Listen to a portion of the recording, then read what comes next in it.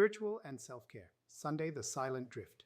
Today, on Spiritual and Self-Care Sunday, I want to begin with something that stayed with me long after I first encountered it. Years ago, I first came across the idea of drifting while reading Outwitting the Devil by Napoleon Hill. What stayed with me was not simply the word itself, it was the pattern, because the idea described something many people experience without immediately noticing it. Not falling, not failing, drifting. Take a moment to reflect on that, because most people do not wake up one day and decide, "Today I will stop looking after my health."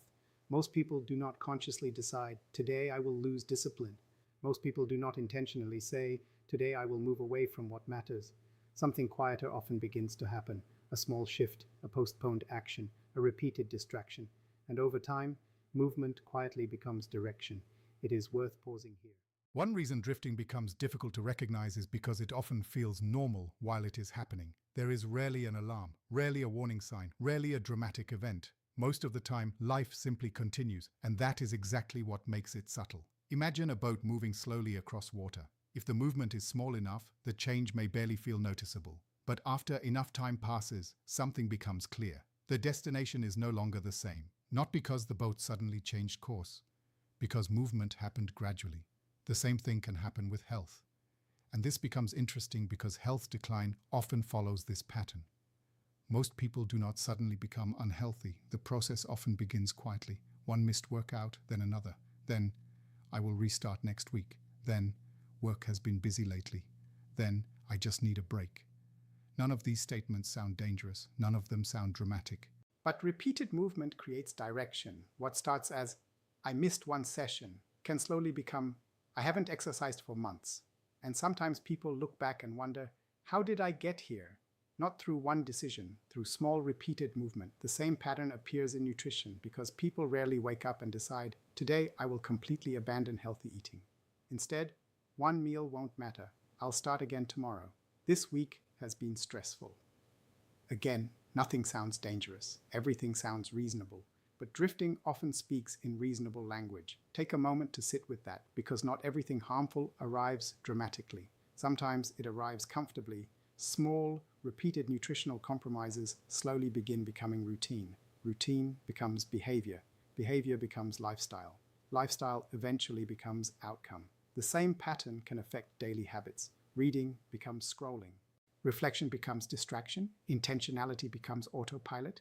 And many people do not recognize the shift while it is happening, because drifting often feels like not much has changed until enough time passes. Relationships can experience the same thing. Distance rarely begins with one large argument. Sometimes it begins with neglected attention, delayed conversations, reduced presence, less intentionality.